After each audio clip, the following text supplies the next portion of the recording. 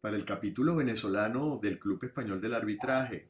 Es un placer tener hoy a una invitada internacional para nuestro programa de Al Día. Hoy vamos a conversar sobre las interferencias de las constituciones políticas de los países de Iberoamérica en el desarrollo del arbitraje internacional. Para ello, hemos invitado a una experta en arbitraje internacional basada en Costa Rica, Andrea Hulbert. Hoy me acompaña también mi compañero de directiva del capítulo venezolano del CEA, José Antonio Elías, quien gentilmente va a dirigir esta entrevista para que Andrea nos ilustre sobre este tema tan interesante como es la intervención de las autoridades de la jurisdicción ordinaria en los arbitrajes nacionales e internacionales. José Antonio, te doy la palabra para que lleves este evento. Muchas gracias, Adolfo. Bueno, buen día a todos. Continuando con nuestra serie de eventos al día, hemos, tuvimos la idea de, a raíz de la publicación de un estudio que hizo el capítulo iberoamericano del Instituto de Negocios de la ICC sobre la interferencia de las constituciones políticas de los países de Iberoamérica en el desarrollo del arbitraje. Con ocasión de esa publicación, y bueno, y gracias a la gentileza y el tiempo de nuestra querida Andrea Hulbert, nos pareció muy interesante desde el punto de vista del derecho comparado y de la actualización que en materia de arbitraje todos los abogados debemos tener, traer esta exposición, entrevista, conversación con Andrea Hulbert. Andrea Hulbert es abogada, es árbitro internacional, mediadora, es socia de Hulbert Bolio, basados en San José de Costa Rica.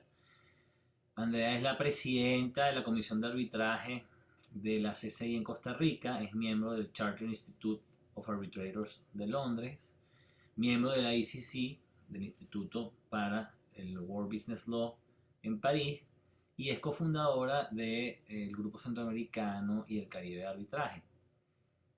Tiene una amplia experiencia en materia de arbitraje como árbitro en procesos ad hoc, bajo las reglas CCI, UNCITRAL, CCB, CCL, entre otros. Entonces, la gran pregunta, con esto le damos la palabra a quien debe ocupar nuestro tiempo, que es nuestra querida invitada, es entender un poco, primero, cómo se realizó el estudio. El estudio tiene una serie de aspectos de interferencias positivas y negativas en el desarrollo del arbitraje, y un poco que Andrea nos diga cuál también fue la gran conclusión, porque pareciera que a veces nos creemos que Iberoamérica o Latinoamérica también tienen muchos lugares comunes, o prácticamente todos los países se legisla igual, porque muchos tienen una base de soft law sobre las cuales están basadas sus leyes arbitrales, pero el desarrollo del arbitraje en los diversos países varía, desde la Constitución, pasando por los usuarios, pasando por los jueces,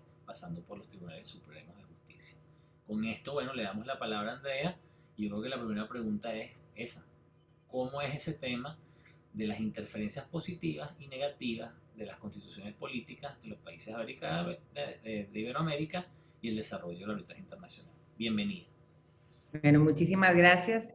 Primero, muchísimas gracias al doctor Oaica y al doctor Elías y al capítulo venezolano del Club Español del Arbitraje por el honor que me han hecho en invitarme a conversar este ratito con ustedes en este programa Al Día.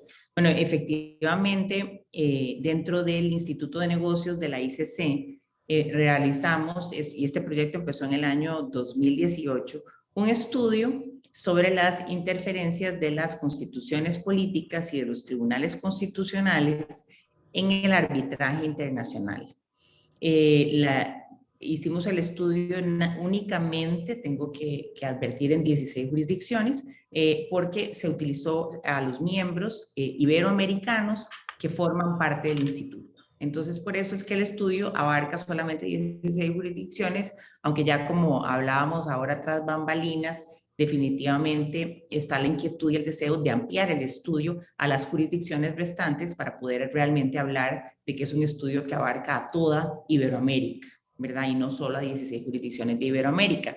La metodología fue que cada uno de los miembros de los países, y hay países que tienen más de un miembro dentro del instituto, contestamos unos cuestionarios específicos, todos estandarizados, y luego con el objetivo de entender la relación entre las constituciones y los tribunales constitucionales en el arbitraje, partiendo de la supremacía que tienen las constituciones políticas en los sistemas jurídicos que fueron analizados, ¿verdad? Interferencias positivas y negativas, para contestar tu pregunta, José Antonio. Lo que hicimos fue decir, bueno, hay interferencias directas e indirectas. Las interferencias directas son las interferencias que provienen directamente del texto constitucional, y las interferencias indirectas son las interferencias que provienen de la jurisprudencia constitucional del país. Y dentro de las directas y de las indirectas encontramos interferencias positivas e interferencias negativas. No, voy a empezar por las conclusiones para que todo el mundo quede con más ganas de leer el estudio. Tal vez lo primero importante que encontramos fue que en todas las jurisdicciones estudiadas, el arbitraje es reconocido como un método válido para resolver disputas. Y en adición, hay países en donde el arbitraje es expresamente reconocido por la Constitución política como un derecho fundamental individual, que es el caso de Costa Rica. Y luego el tema de la interferencia de manera positiva o de manera positiva tiene una relevancia enorme, porque esas provisiones constitucionales o esa jurisprudencia constitucional tienen la capacidad de proteger o de reducir la eficacia de los procedimientos de arbitraje internacional en cada país. No sé si con eso respondí tu primera pregunta. Sí, definitivamente sí. Por ejemplo, vamos hablando de lo que también sucede en Venezuela. En Venezuela también, evidentemente, nuestra constitución, de manera novedosa, en el año 99, incluye el arbitraje como parte del sistema de administración de justicia, pero al mismo tiempo no regula el mismo como un derecho fundamental. Simplemente hay un mandato de la Constitución a los órganos del poder público de promover el uso de estos métodos alternativos de resolución de controversias, y de ahí entonces que, dependiendo del campo específico que suceda, se da el desarrollo que se viene dando. Quizás hay algunas normas, ya lo hablaremos cuando expongas las interferencias negativas, pero por lo menos en cuanto a las interferencias positivas, respecto de la Constitución, está la conservación del arbitraje, está la ley de arbitraje comercial, que es posterior a la Constitución del 99, y bueno, está la jurisdicción, digamos, constitucional, que hemos tenido, bueno, a veces hemos tenido, como buen matrimonio, momentos felices y momentos no tan felices, porque pareciera que en algún momento determinado el Tribunal Supremo de Justicia colindaba con el arbitraje de una manera como malos vecinos. Después tuvimos una época de unas jurisprudencias bastante interesantes promoviendo el arbitraje, y bueno, y después hemos ido un poco con los problemas que creo que es el lugar común de todas las jurisdicciones, que son los problemas de ejecución del laudo, que ahí es donde realmente creo yo que todas las jurisdicciones a nivel mundial tienen sus issues. Pero cuéntanos un poco más sobre el estudio, en el sentido de entender cuáles son esas interferencias positivas, cuál fue el muestrario que se utilizó y cuáles fueron las notas características de los países estudiados. Ok, bueno, antes de entrar a eso y partiendo de lo que nos estabas contando ahora del caso de Venezuela, otra cosa que fue una conclusión es que en general el arbitraje como tal es bien recibido en la región. Y una de las evidencias de que el arbitraje es un método de resolución alterna de conflictos bien recibido es precisamente la adopción de la ley modelo CENUTMI sobre arbitraje comercial internacional en varios países, o de la redacción de leyes arbitrales que están inspiradas en esas disposiciones. Ahí está el caso de Venezuela, junto con Uruguay, está Perú, está Paraguay, está México, Nicaragua, está Guatemala, está Honduras, y está Costa Rica y está Chile, que todas somos jurisdicciones que hemos adoptado, ¿verdad?, esa ley, y al adoptarla claramente se evidencia que estamos recibiendo de buena manera al arbitraje. Entonces, yo creo que esas son conclusiones muy importantes. Ahora, las interferencias positivas o las interferencias negativas. Tenemos, como les decía, dos categorías. En lo que es interferencia positiva, puede suceder que el texto constitucional reconozca directamente el derecho al arbitraje como un derecho fundamental individual, que ese caso solamente lo encontramos en Costa Rica, pero luego en la mayoría de las jurisdicciones lo que encontramos es que se reconoce el arbitraje como un mecanismo válido constitucionalmente para resolver conflictos. Y también encontramos constituciones políticas donde hay regulaciones expresas, a veces positivas, a veces negativas, porque a veces son abiertas y a veces son más bien limitativas, sobre lo que es arbitrabilidad objetiva o arbitrabilidad subjetiva. Es decir, quiénes pueden arbitrar, quiénes no pueden arbitrar, o qué materias pueden ser sometidas a arbitraje y qué materias no pueden ser sometidas a arbitraje. Y bueno, en este contexto, por ejemplo, tenemos el caso de Chile, que digamos dispone el arbitraje como obligatorio para asuntos laborales, o el caso de Salvador y Perú, que autoriza al Estado a celebrar contratos para dar garantías a los inversionistas o para fomentar o someter cualquier controversia, ¿verdad? O Ecuador, que permite que hayan cláusulas arbitrales también en los contratos para atraer inversión extranjera. Déjame ver para ordenarme aquí un poquito, que necesito, como son los nombres de tantos países, quisiera no brincarme a ningún país. Entonces, Costa Rica, y por eso yo les contaba ahora tras bambalinas, me tocó exponer esto en París a mí, fue el único que en el artículo 43 reconoce el derecho como un derecho fundamental individual, y eso lo ratificó la Corte Constitucional de Costa Rica. Países que reconocen el arbitraje como método válido, tenemos todos los demás que se estudiados: Ecuador, El Salvador, Panamá, Colombia, Perú, Portugal, México, República Dominicana y Uruguay.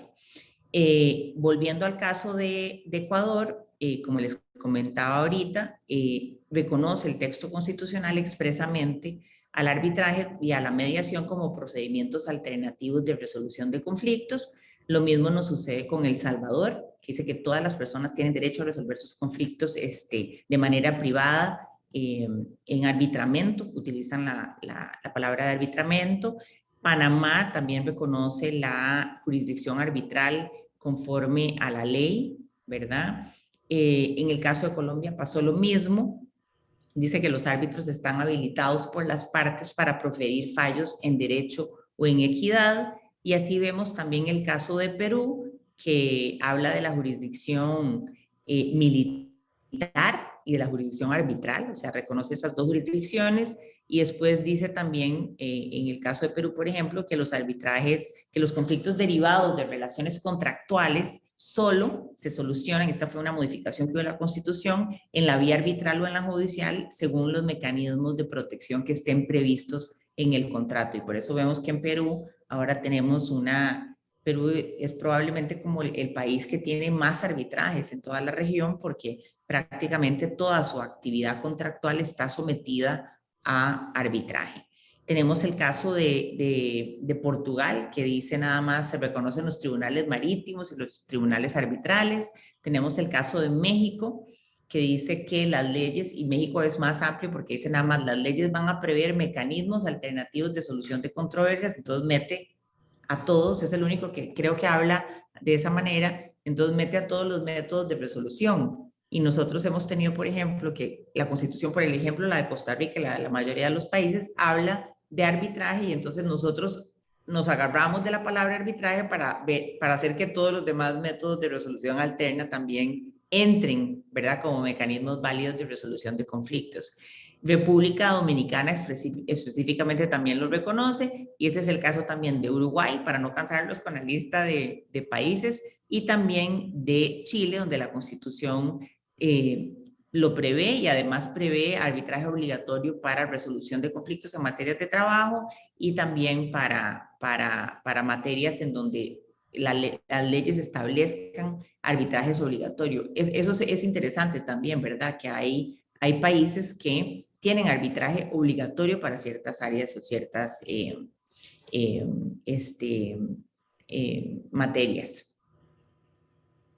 Perdóname, yo quisiera intervenir un momento, José Claro. Antonio y Andrea, porque existe un poco un trauma, o sea, sobre todo en Venezuela, a raíz de la separación de nuestro país del CIADI y a raíz de todas esas expropiaciones que estaban sometidas a esa jurisdicción, y nos hemos sentido un poco como desamparados, pues, con un gran temor, pero si nosotros, si bien es cierto, ha disminuido la cantidad de arbitrajes internacionales, porque es lógico, cuando tienes un país que a nivel político está adoptando ciertas medidas que van en contra, pues, de las inversiones extranjeras, obviamente, y creo que ese estudio que están haciendo lo demuestra. Venezuela no está incluida porque no tenemos miembros dentro de la comisión que hizo ese estudio. Pero si nosotros hacemos una introspección en relación con lo que ha sucedido con los arbitrajes en estos últimos 20 años, es decir, a partir de 20 y pico de años, a partir de la promulgación de la ley de arbitraje comercial, nos vamos a dar cuenta de que estadísticamente solamente se han anulado 2 laudos y solamente han habido 2 laudos en que se han anulado, si se quiere, por la vía del amparo constitucional.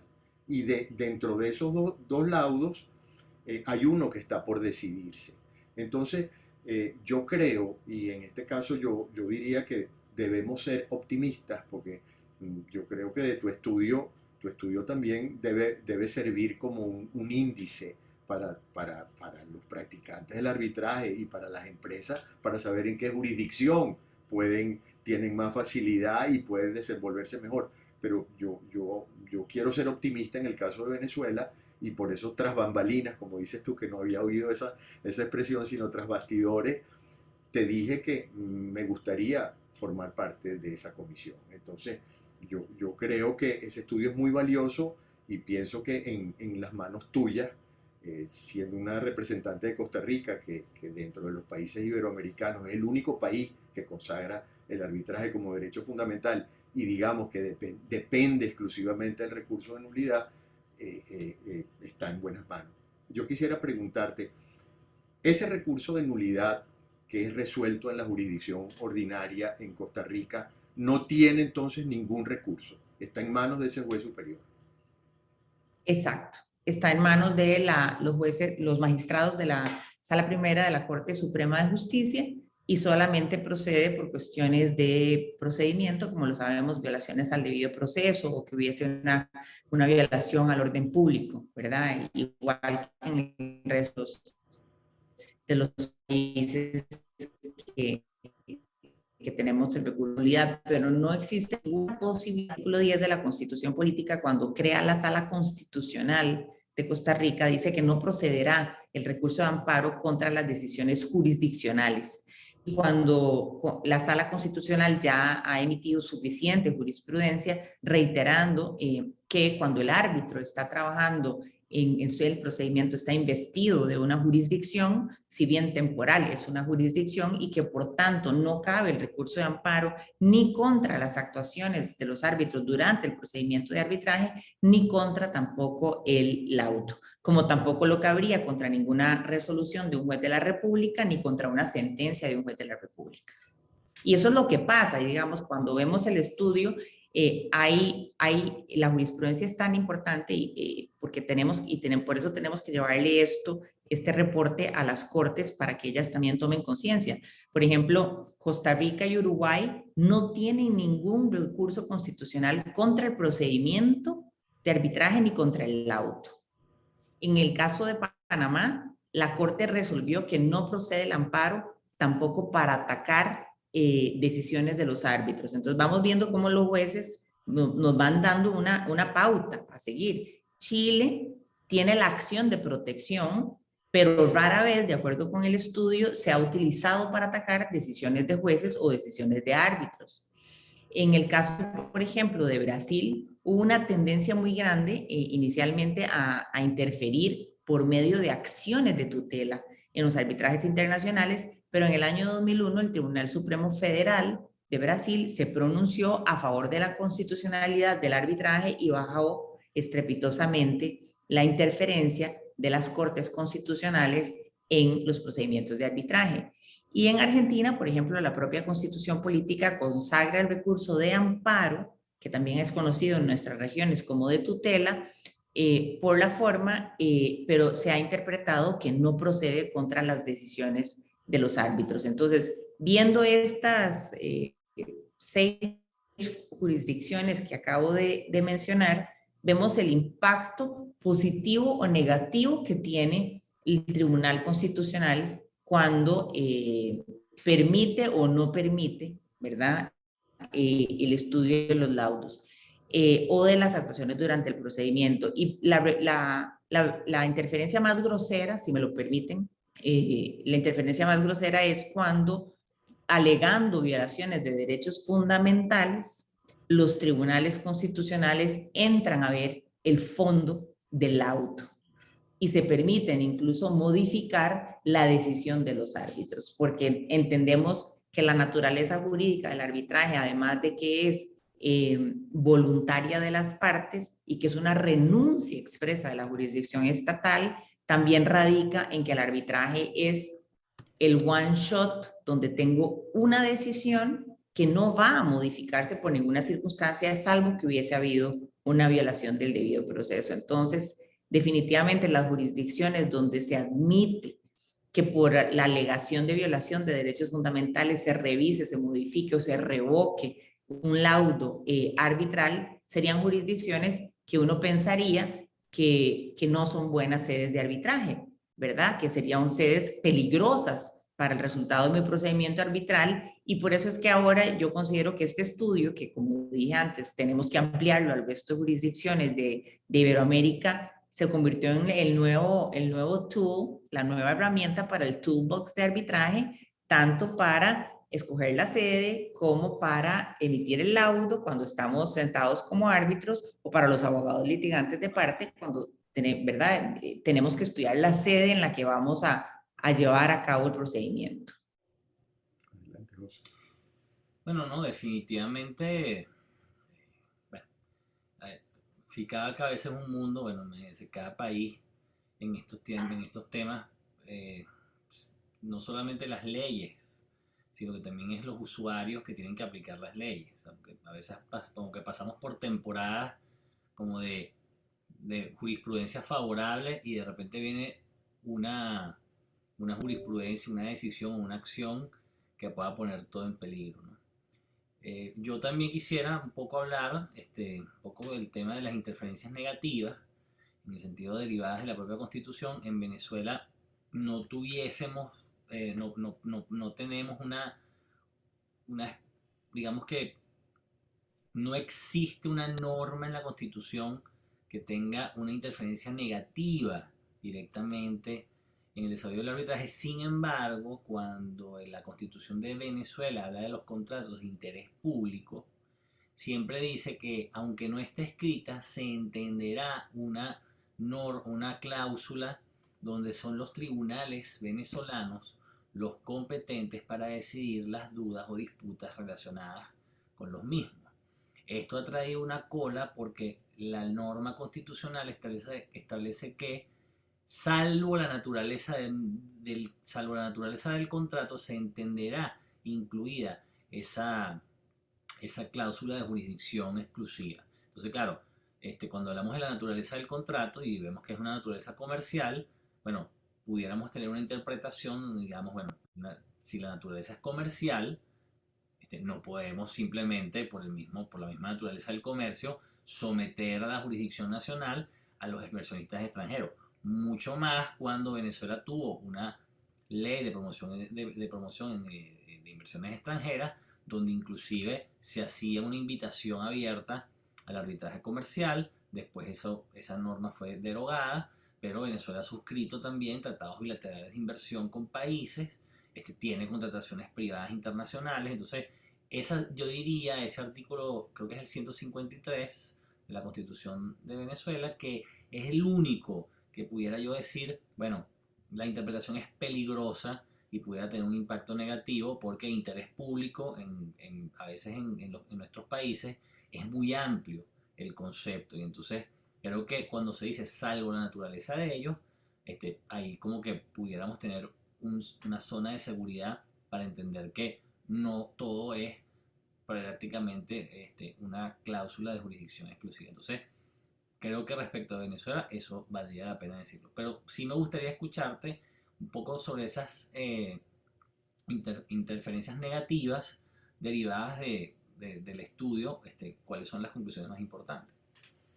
Bueno, primero decirte, para la paz nuestra, los que estamos aquí conversando y los que nos están escuchando, o la no paz, es que el tema del orden público es algo que es siempre un riesgo en todas las jurisdicciones, porque eso sí lo tenemos presente en el mundo entero, ¿verdad? El concepto abstracto, casi que peligroso y malévolo o benévolo que pueda tener la interpretación que las cortes le den al orden público, porque el orden público es un concepto que por su propia naturaleza va modificándose con las sociedades, ¿verdad? Entonces, esa contingencia la tenemos todos, no solamente la tiene Venezuela, y hay que tratar de ir aterrizando. Yo digo que hay que hacer una peregrinación para aterrizar el concepto de orden público nacional y el de orden público internacional hasta que calemos en las mentes de todos los juristas y logremos un concepto más uniforme, ¿verdad? Aunque siempre van a haber particularidades dependiendo de cada país.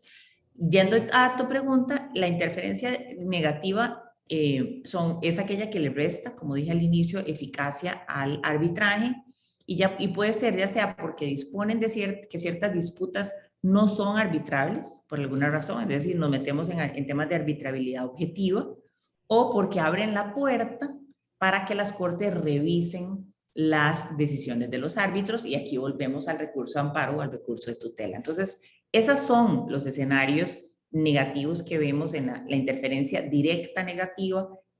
¿Por qué directa? Porque está en el texto constitucional. ¿Y por qué negativa?